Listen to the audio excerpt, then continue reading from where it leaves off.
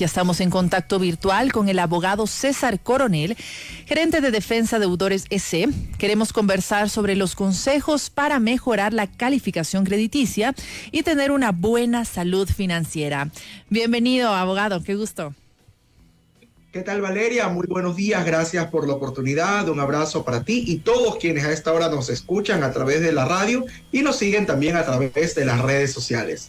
Muchísimas gracias por acompañarnos. Sabemos que desde el año 2012 no existe la central de riesgos en el Ecuador. En su lugar está el Buró de Crédito, que registra toda la actividad crediticia de una persona, ¿verdad? ¿Cómo se establece la clasificación del Buró de Crédito? Por favor, César, si nos puedes comentar. Sí, en primer lugar es importante aclarar que el Buró de Crédito consiste en un registro de la totalidad de las obligaciones que tiene una persona. Es decir, en el Buró de Crédito están debidamente anotadas todas las deudas que tenemos, estemos al día o no.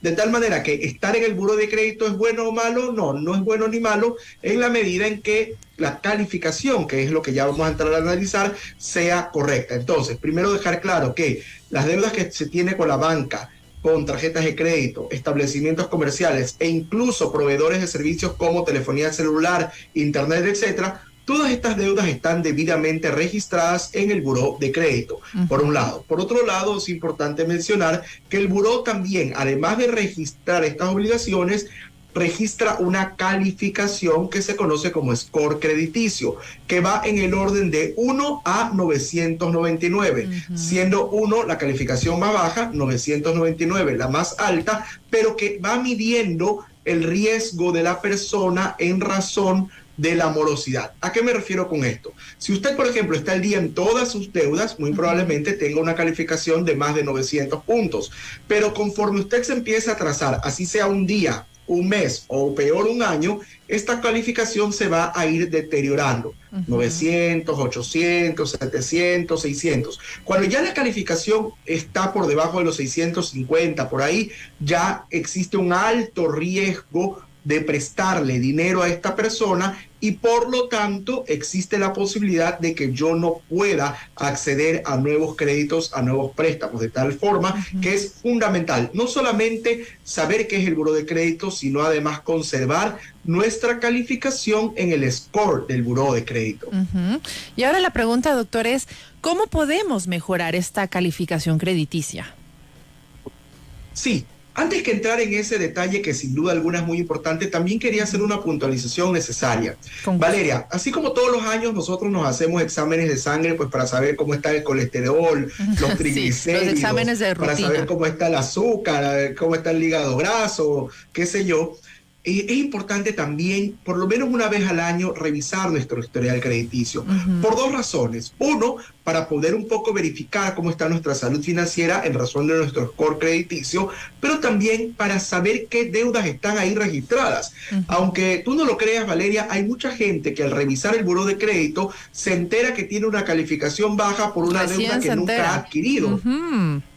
Aparecen deudas porque te falsificaron la firma, porque te suplantaron la identidad, y es un caso bastante más común de lo que creemos, de tal forma que hasta incluso por eso es necesario revisar con periodicidad el Buró de Crédito, y así eso apunta justamente el primer consejo que desde Defensa Deudores quiero compartir con ustedes esta mañana: revisar con periodicidad el Buró de Crédito. ¿Y cómo lo hacemos? Hay tres vías. Doctor, antes de irnos a los consejos que son muy importantes, ya vamos a entrar en esto, quiero hablar de algo muy importante. De acuerdo al Asobanca y Aval Buró, en marzo del 2023, el 27.66% de las personas con créditos en el país pagan con retraso, mientras que el 67.22% tienen un buen comportamiento del pago. El 5.13% son nuevos clientes. ¿Por qué razones, doctor, estas personas se retrasan en sus pagos? Quisiéramos saber también con detalles cuáles son las principales características para que las personas no sean puntuales en sus pagos.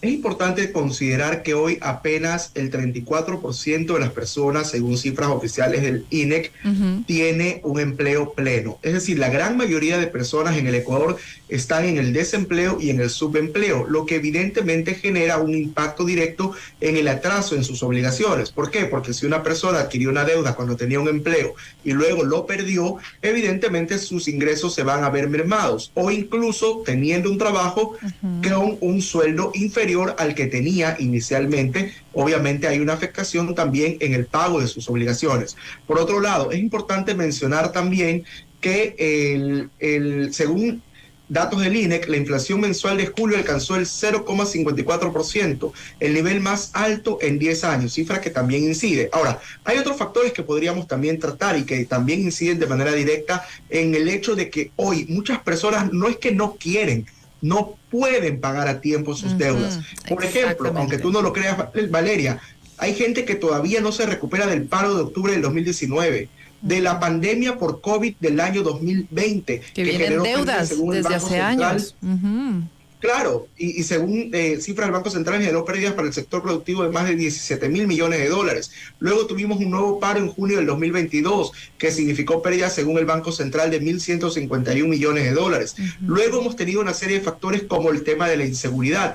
Muchos negocios se han visto obligados a reducir sus horarios, reducir personal, reducir incluso sus operaciones e incluso cerrar operaciones. Acá en Guayaquil hemos recibido, por ejemplo, varios casos de empresas pequeñas y medianas que han tenido que incluir las vacunas como parte de los pagos mensuales para proteger su vida y la integridad de su familia y de sus trabajadores.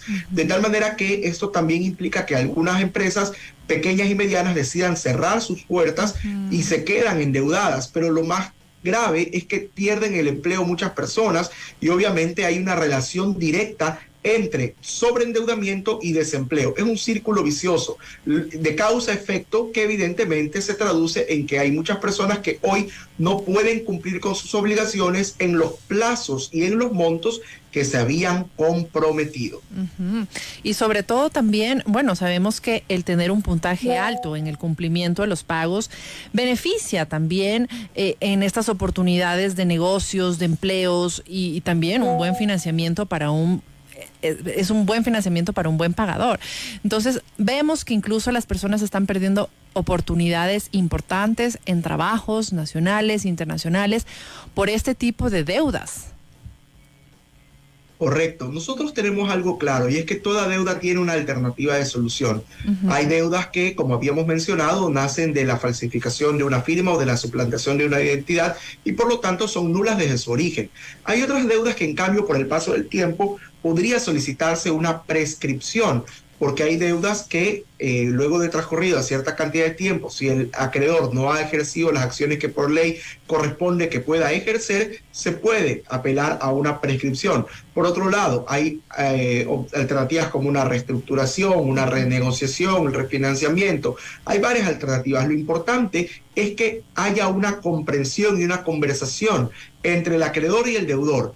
El deudor sincerando sus números, pero el acreedor también apelando a la empatía, comprendiendo y poniéndose en el lugar del otro, en razón de que no es que ese deudor no le quiere pagar, simplemente su capacidad económica se ha visto afectada. Claro. Por ejemplo, hablábamos de la inflación, sube el arroz, sube la cebolla, azúcar, verde, huevos, tantos otros productos que han subido de precio. Esto también incide en la economía personal y familiar. Pero por otro lado, hay que tener en cuenta también que hay muchas personas que ven su capacidad de pago reducida porque cerraron operaciones, sus negocios, porque un familiar ha muerto, porque una persona en su familia tiene una enfermedad catastrófica que también implica un alto costo. Entonces son muchos factores que inciden de manera directa también en la economía de las personas. Tenemos una pregunta del público, nos dicen: buenos días, por favor, pueden preguntarle a su invitado ¿cuánto le baja el score al garante cuando el garantizado no cumple con sus obligaciones? Es una pregunta. Esa es una muy buena pregunta, porque hay que identificar también dos tipos de garantía: la garantía simple y la garantía solidaria. Porque cuando se trata de una garantía simple, el score del garante no debería verse afectado, porque evidentemente hay un deudor principal que es quien debe responder.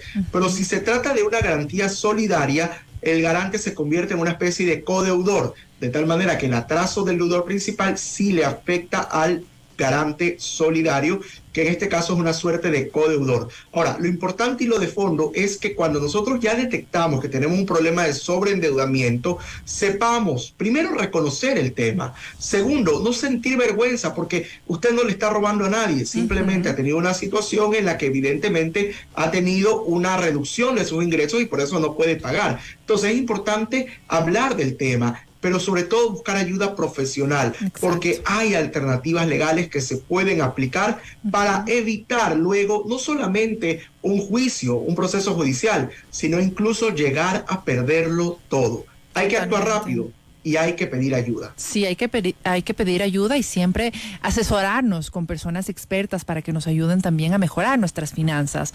Algo que pasa, doctor, muy frecuentemente es que no tenemos clara la fecha de vencimiento y por esta razón caemos en mora. ¿De qué manera podemos establecer estos débitos automáticos para facilitar estos pagos? Valeria, lo que tú has dicho es totalmente claro. Pero aunque a algunas personas les parezca obvio, una de las mejores formas de mejorar nuestra calificación en el buró de crédito es cumplir a tiempo con nuestras obligaciones. Y para esto es necesario, es fundamental, es indispensable pasar a limpio nuestras deudas. Aunque suene tonto o muy sencillo el consejo, qué importante es cuando usted toma nota de cuáles son sus deudas, de cuánto debe pagar, a quién le debe, hasta cuándo debe pagar, usted va a tener un mejor control de sus deudas y va a mejorar su calificación en el buró. Saber claramente a quién le debo, cuánto le debo y hasta cuándo le debo pagar. Porque la gente me dice, abogado, pero yo tenía que pagar hasta el 15, no pasa nada si pago el 16. Sí pasa. ¿Pasa qué? Primero usted va a terminar pagando más, porque paga recargos, gastos legales, gestión de cobranza, intereses, mora. Claro. Y segundo, que por ese único día que usted se atrasó, va a deteriorar su calificación en el buró de crédito. De tal manera que es importante tener claramente identificado, pero además tomar previsiones. Por ejemplo, usted tenía que pagar hasta el 15. Resulta que el 15 a las 8 de la noche, usted hizo la transferencia, pero resulta que es una transferencia a otro banco y se demora 24, 48 horas. Peor si le agarró un feriado de por medio. Ahora jueves justamente salimos a feriado. Entonces, sin duda alguna es importante tener las previsiones del caso para poder saber a quién le debo, cuánto le debo y hasta cuándo le debo pagar para evitar caer en atrasos que se traducen luego en el deterioro de mi buró de crédito. Doctor, por ejemplo, si nosotros tenemos que pagar hasta el 15 nuestra tarjeta de crédito, pongámosle el mínimo de $200 y el valor a pagar de $1,000. ¿Qué pasa si no tenemos los $1,000 y pagamos un poco más del mínimo? Por ejemplo, $500. ¿Igual afectaría?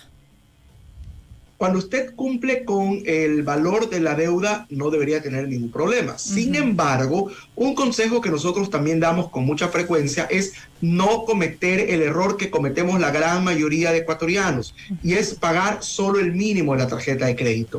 Como consecuencia de que nuestros consumos casi todos los hacemos corriente y resulta que luego el valor total a pagar es imposible de cancelar y por lo tanto accedemos al mínimo, que es un porcentaje muy pequeño de la deuda, que además se convierte en un círculo vicioso porque se habilita el cupo y seguimos gastando. Entonces, ¿cuál es el consejo aquí?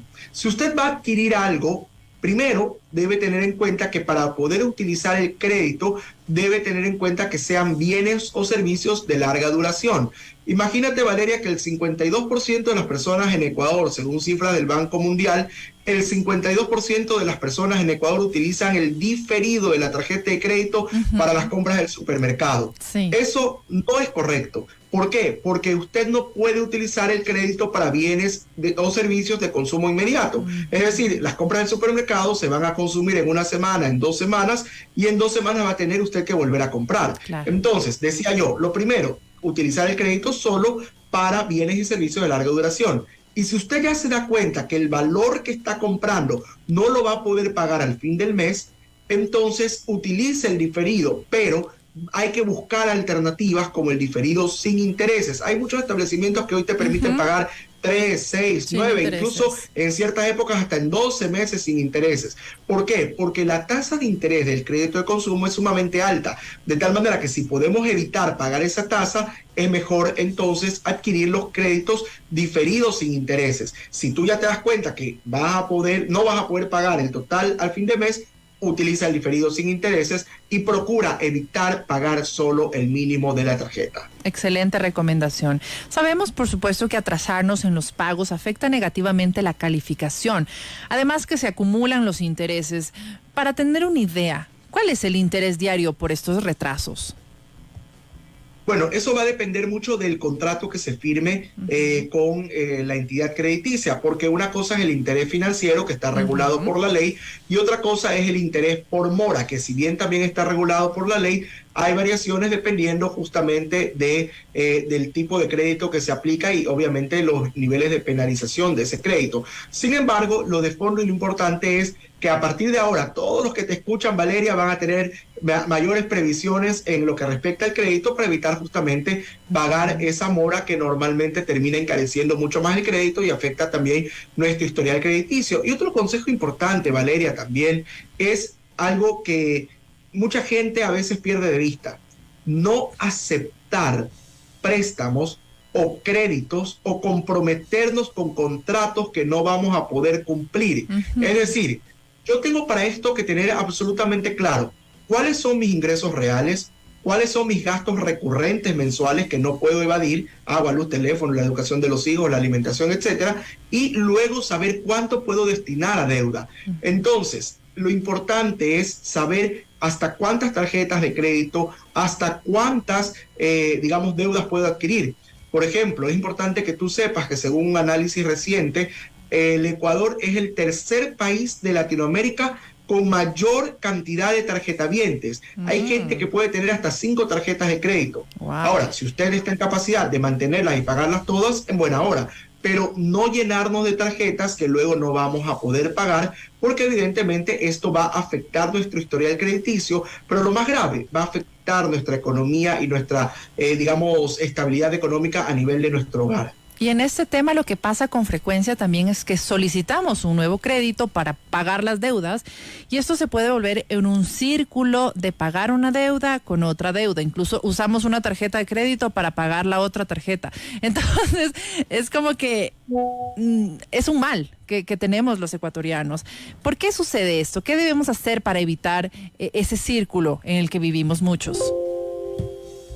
Es correcto. Sin duda alguna, lo ideal es bajo ninguna circunstancia pagar una deuda con otra. ¿Por qué? Porque lo que estás haciendo es abrir otro hueco para cerrar temporalmente uno, pero al final del día vas a tener 2 deudas, ya no solo una. Salvo que, por ejemplo, y esta es una excepción muy rara, tú consigas un crédito con mejores condiciones que el que tienes actualmente y puedas con ese nuevo crédito pagar la totalidad de la obligación anterior. Pero aún así no termina siendo del todo una práctica recomendable. Y lamentablemente en el Ecuador, cuando tenemos un problema de sobreendeudamiento, es lo que hacemos: pagar una deuda con otra e incluso caer en las peligrosas garras del chulquero, algo que bajo ninguna circunstancia nosotros recomendamos. Porque siempre termina mal. Primero, te aplican tasas de interés mucho más altas. Segundo, es algo que normalmente implica dinero como consecuencia de delitos como lavado de activos, narcotráfico, entre otros, trata de personas, etcétera. Peligros, por supuesto. Entonces hay que evitar. Los métodos de cobranza son violentos y además no es que puedes negociar con ellos ante un juez. O sea, realmente por cualquier lado es negativo, no lo recomendamos, más bien sugerimos nunca hacerlo. Tenemos otra pregunta. Nos dicen: buenos días, les saludo desde Nueva York. Como ecuatoriano viviendo en el extranjero y teniendo cuentas en la banca de Ecuador, quería pedir de favor si me podrían facilitar un sitio web o un teléfono para revisar el historial crediticio. Muchas gracias. Waldo A. nos acaba de escribir. Gracias, Waldo. Sí, justamente eso es importante comentarlo, porque decía yo que es importante revisar por lo menos una vez al año el buró de crédito. Pero ¿cómo hacerlo? Hay 3 vías. La primera, a través del sitio web de la Superintendencia de Bancos, porque ellos tienen toda la información centralizada. Sin embargo, hay que también entender que en la Superintendencia de Bancos solo se registran las obligaciones con los bancos. Por otro lado, hay empresas dedicadas justamente, muy conocidas incluso, al tema del buró de crédito, y estas empresas sí tienen la información mucho más completa porque también incluyen los establecimientos comerciales, empresas proveedoras de servicios, entre otras. Estas consultas a estas empresas se pueden hacer por dos vías. La primera, a través de la banca virtual de nuestro propio banco. Si yo tengo una cuenta de un banco en Ecuador, muy probablemente en la sección de banca virtual voy a encontrar una opción para descargarme mi buró de crédito. Y si no, también usted puede hacer la compra directa, que incluso se puede hacer hoy en línea, a estas famosas empresas de buró de crédito. Para que esta empresa, esto te cuesta 10, 15 dólares, dependiendo un poco de la empresa, de manera virtual podértelo descargar y saber cuál es tu verdadera situación en el buró de crédito. Y sobre todo tomar acción. Porque de nada te sirve tener un diagnóstico de que tienes elevada el azúcar si vas a seguir comiendo dulces. Así es. Entonces, evidentemente, si ya tienes un diagnóstico en el buró de crédito, tomar decisiones de qué hacer para mejorar tu calificación, ponerte el día en tus deudas, por ejemplo, empezar normalmente por la más pequeña y salir de ella para luego ocuparte de las más grandes. Un poco va a depender de cómo tú te organices, pero lo importante y lo de fondo es tomar acción. Muy bien, y ya para finalizar, ¿qué deberíamos hacer si después de estos valiosos consejos seguimos con problemas financieros? ¿Cuándo es necesario pedir ayuda a expertos en los temas financieros? Cuando usted ya evidencia que su capacidad de pago le impide cumplir a tiempo con sus obligaciones, o peor aún, ya ha caído en mora y esto significa que le han presentado a usted una demanda, un juicio, una coactiva, etcétera, es importante buscar ayuda profesional especializada. Y aquí debo mencionar, Valeria, que defensadeudores.es es el primer y único estudio jurídico en todo el Ecuador especializado únicamente en deudas. Nosotros, te cuento que hemos habilitado una línea gratuita para poder resolver las dudas de las personas. La llamada no cuesta absolutamente nada, la primera consulta es totalmente gratuita, al número 1-800-DEUDAS. Repito, 1-800-DEUDAS, de 9 de la mañana a 5 de la tarde. Además, te cuento, Valeria, que estamos en todas las redes sociales como @defensadeudoresS. @defensadeudoresS. Todos los días, Valeria, subimos información valiosa para compartir con la gente consejos, tips de cómo no sobreendeudarnos, del consumo responsable, nuestros derechos como consumidores, entre otros. Así que los invito a que tú y toda la audiencia nos sigan también en nuestras redes sociales. Muchísimas gracias por la invitación. Estaremos siguiéndoles en las redes sociales para enterarnos de estos consejos valiosos que necesitamos para mejorar nuestras finanzas. Estuvimos en contacto con el abogado César Coronel, gerente de Defensa Deudores S.C., con quien conversamos sobre los consejos para mejorar la calificación crediticia y tener una buena salud financiera. Gracias, abogado. Un lindo día. A ti, muchas gracias. Un abrazo.